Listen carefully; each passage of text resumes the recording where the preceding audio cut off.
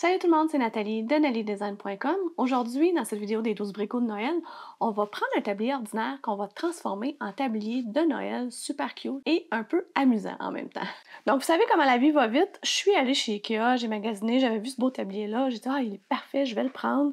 C'est le Ina Maria de Ikea.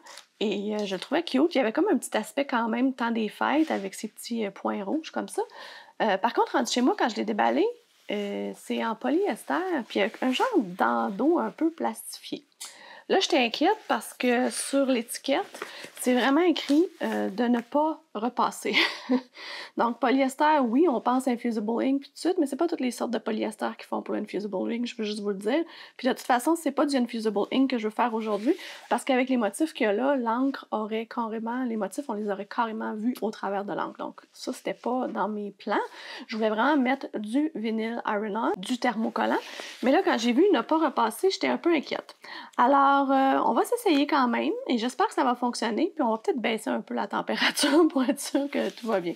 Fait que je vous montre ça dans Design Space, le design que je veux utiliser. Alors, le design que je veux utiliser, c'est celui-ci. Je pensais que ce serait vraiment drôle d'avoir juste eu cuit sur un tablier. Donc, ce design-là vient de Miela de Black Cat Media. Vous avez sûrement entendu parler. Souvent, je partage beaucoup de ces fichiers SVG parce que j'adore ce qu'elle fait. Et d'ailleurs, ce fichier-là a été fait en collaboration avec moi-même. Donc, ce fichier fait partie d'un des 20 fichiers SVG en français qu'elle a réalisé. Elle a réalisé ça avec moi. En fait, moi, tout ce que j'ai fait, c'est écrire les mots en français et lui dire quoi écrire parce qu'elle comprend pas vraiment le français un petit peu, mais ensuite, elle les a dessinés. Je trouve qu'elle a fait une super belle job. Et ce qui est le fun, c'est qu'ils sont disponibles maintenant dans Design Space. Et donc, si vous êtes membre Cricut Access, vous allez pouvoir aller les chercher facilement. Si vous n'êtes pas membre Cricut Access, allez voir dans la description de la vidéo. Je vais vous mettre un lien vers mon blog qui va lister tous les matériaux que je vais utiliser pour ce projet-là, incluant le fichier SVG. Vous allez voir, c'est pas cher, c'est à peu près 3 ou 4 piastres, je pense, acheter le bundle de 20 fichiers SVG, puis vous les avez à vie pour toujours. Donc, je vous montre comment je suis allée le chercher. On va aller dans Images. Et le plus facile, c'est d'écrire cuit ou je suis cuit. Et si vous écrivez vraiment cuit, vous allez le voir. Et voilà, il est juste ici. Alors, on clique dessus et on l'ajoute à la toile. Là, vous voyez qu'il y a une petite différence. Je vais vous montrer ce que j'ai fait parce que je voulais arriver vraiment à ça. Premièrement, la grandeur, j'ai mesuré mon tablier et moi, j'ai vérifié qu'à peu près 8 pouces, ça ferait mon affaire. Donc, je vais aller mettre mon 8 pouces. Donc, 4 pouces, 10 cm, 8 pouces, 20 cm, si je ne me trompe pas. Donc, 8, Enter. Et là, on va se tasser un petit peu, je vais vous montrer. Ce que je veux faire, moi, j'ai décidé de mettre bleu et rouge parce que le tablier, évidemment, était bleu et rouge. Donc, avec le petit bonhomme en pain d'épices qui va rester de la même couleur. Par contre, les petits items qui sont là pour elle, elle les a laissés noirs. Moi, j'ai réparti les couleurs un peu avec les 3 autres couleurs. Je vais fermer l'œil de la couche de l'autre juste pour pouvoir vraiment avoir visualisé celui-là simplement.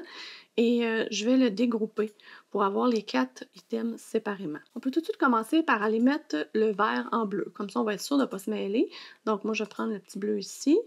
Et là, on va aller assigner les couleurs aux autres éléments. Le problème, qui n'est pas vraiment un problème, c'est qu'ils sont tous sur la même couche. Donc, ça va me prendre 3 couches différentes qu'on va aller utiliser contour et fermer ce qu'on n'a pas besoin dans chaque couche. L'affaire, c'est que si je fais dupliquer comme ça, ben là, je vais avoir toute une histoire de aligner, centré, tout va bouger, j'aime pas beaucoup ça.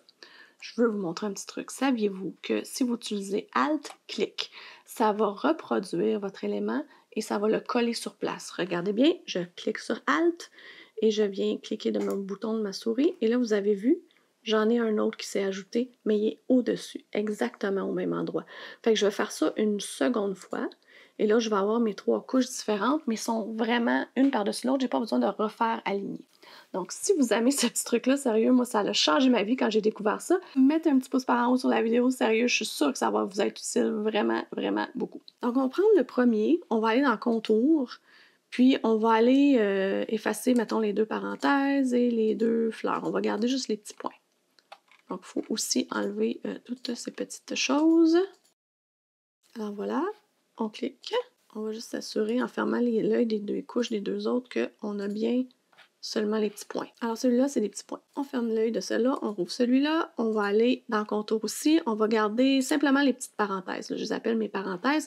Le plus facile pour ça, c'est masquer tous les contours, on va aller simplement rouvrir la deuxième parenthèse. Celui qui est en haut, c'est la parenthèse aussi. Donc on clique, On peut s'assurer qu'on a ça, c'est parfait. Je ferme l'œil, je reviens à mon troisième.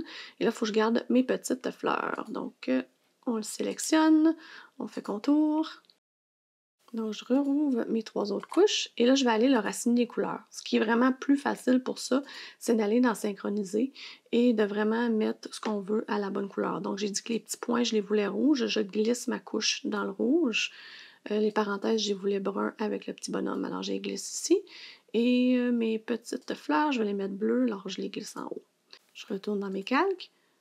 Et là, si vous voulez couper tout ça ensemble, vous pouvez attacher les couleurs ensemble. Ça aurait pu aussi vous sauver une étape de changer les couleurs parce que aussi quand on attache quelque chose ensemble, Design Space, c'est qu'on veut les couper sur les mêmes tapis et tout de suite associe la même couleur. Si vous voulez sauver un peu de matériaux ou si vous avez la Cricut Joy, bien, vous pouvez les couper séparément. Ça va vous demander de les assembler sur votre tablier, mais ça va aussi vous sauver plus de vinyle comme ça. Moi, je vais les attacher parce que je file paresseuse. Je veux aller plus vite.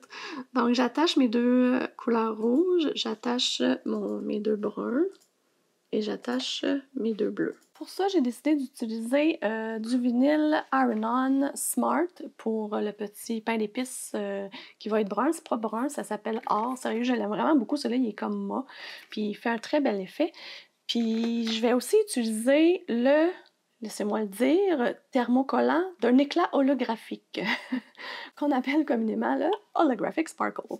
Alors, oui, il est plein de brillant celui-là. C'est un échantillonneur, donc j'ai 3 couleurs dedans.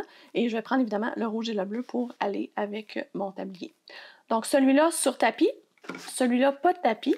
Je vais vérifier, j'ai peut-être un petit retail que je peux utiliser à l'intérieur, mais si j'utilise un retail ou si vous n'avez pas les séries 3, c'est-à-dire la Explore 3 ou la Maker 3 qui prennent le Smart, vous pouvez très bien vous couper un morceau et le mettre sur le tapis. Ça va être le paramètre Smart que vous allez utiliser quand même dans Design Space. Donc, on n'oublie pas, face vers le bas, côté brillant vers le bas ou vers le tapis. Il faut faire miroir. Donc, dans Design Space, quand je vais faire créer, juste ici, on n'oublie pas de faire miroir sur les 3. Donc, le premier, moi, en haut, je vais probablement le couper sans tapis. Je vais vérifier si j'ai pas un petit retail, mais pour le moment, je vais sans tapis en miroir. Le deuxième sur tapis en miroir. Et le troisième aussi sur tapis en miroir. Donc, simplement d'aller chercher le matériau correspondant dans Cricut Design Space. Vraiment, de lire sur l'étiquette, c'est vraiment ce qui est le plus simple. Donc, je coupe tout ça, j'ai chenille, puis je vous reviens pour l'application sur mon super tablier qui a un petit bandeau plastifié. On va voir ce que ça donne.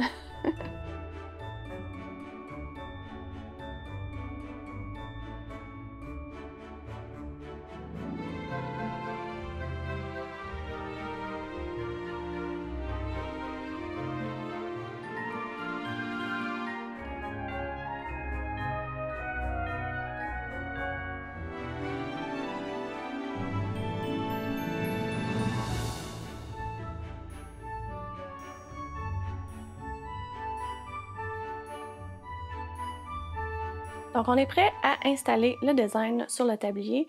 Petite parenthèse, dans Design Space, quand j'ai coupé le holographique, cherchez pas le terme en français, c'est pas le même qui est écrit sur la boîte. C'est un peu tannant, mais en tout cas en anglais, vous avez le bon terme. Donc, si vous ne voulez pas vous mélanger, regardez vraiment le terme en anglais sur la boîte, assurez-vous que vous avez le même en anglais dans Design Space. Vous avez le titre en français, puis en petit, c'est écrit en anglais, donc vous ne pouvez pas vous mêler comme ça. Là, ce que je veux faire, j'ai regardé dans le Cricut Heat Guide aussi, et Heat Guide, pour ces 2 vinyles thermocollants-là différents demandent 2 températures différentes nécessairement. Donc, le Smart Iron-On, qui est un peu plus mince, si vous voyez, je vous ai gardé des petits morceaux ici pour vous montrer la différence. Il est comme un peu plus, il est mat, donc il semble plus mince. Lui, il semble plus plastifié, plus épais un peu. Donc, lui, il requiert 330 Fahrenheit et lui, il requiert 315. Ce que je vais faire, c'est que je vais prendre le 315 parce que je sens celui-là plus... Merci! Parce que je sens celui-là plus fragile, mais je vais appliquer 5 secondes le rouge, appliquer 5 secondes le bleu, et à la fin, je vais faire une presse complète à 315 pour mon petit bonhomme en pain d'épices. Donc, lui, il va avoir son temps requis, comme recommandé dans le Cricut Guide. Et les deux autres vont être à une température plus basse, mais vont avoir plus longtemps. Fait que je pense que comme... Des fois, j'y vois un petit peu comme ça, selon ce que je pense qu'il peut être correct. Mais sérieusement, faut pas trop s'inquiéter avec ça. Donc, le dernier que je vais mettre, c'est mon petit bonhomme. C'est le temps d'aligner tout. Donc, lui, c'est le par-dessus. Des fois, ce que je fais, c'est que je vais les coller un par-dessus l'autre pour vraiment voir comment ça fonctionne.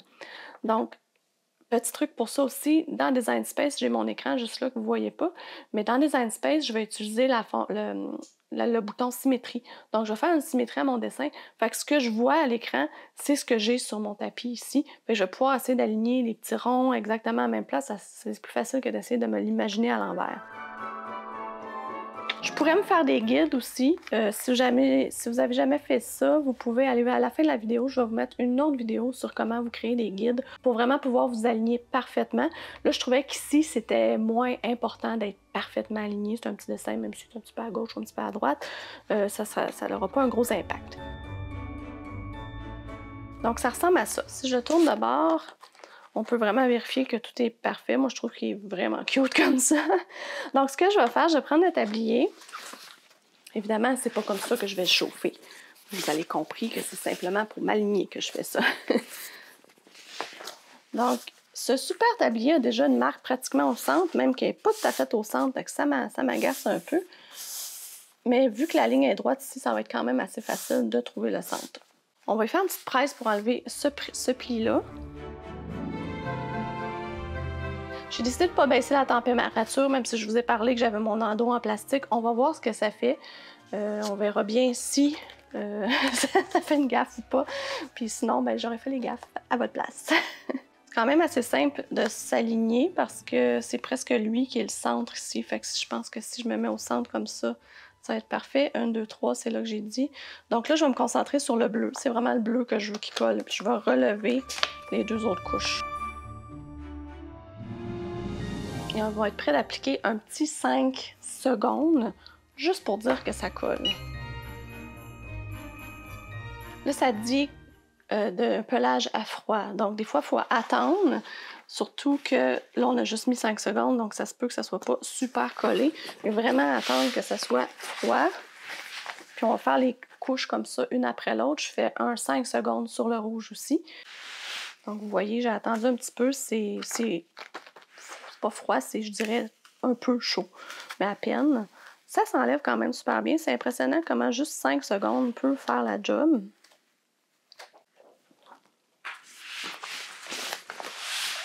Là, on va revenir, mettre le cuit.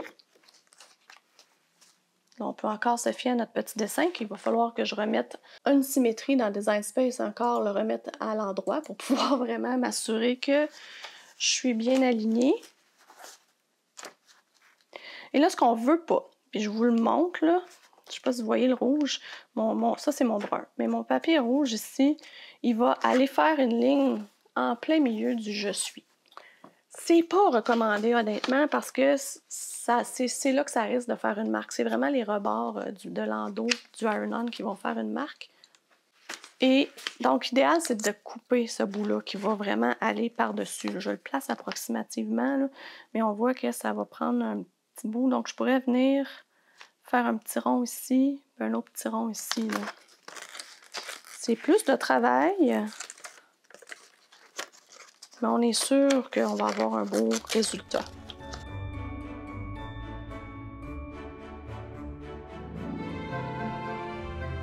Je ne sais pas si vous voyez, encore une fois, je me concentre sur le rouge. Je vais enlever mon brun.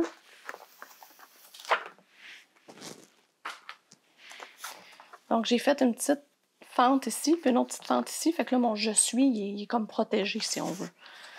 D'ailleurs, parlant de protection, là, on va appliquer de la chaleur là-dessus. Il faut s'assurer qu'on ne va pas appliquer la presse directement sur notre vinyle ici, iron-on. Donc, on va aller mettre un petit papier parchemin, cuisson, peu importe.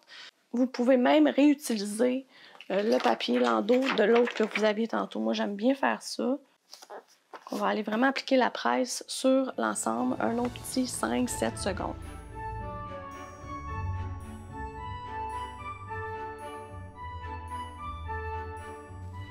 Voilà, et il nous reste à placer notre petit bonhomme en pain d'épices. Ça va être la même chose.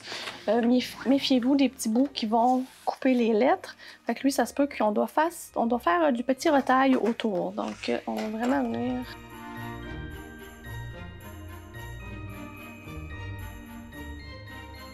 Donc, je vais venir recouvrir tout ça d'un bout de papier parchemin. Ça va être plus simple comme ça, puis plus uniforme que commencer à empiler plein d'endos un par-dessus l'autre. Et là, je vais faire la presse totale, c'est-à-dire le 30 secondes au complet pour l'ensemble du design.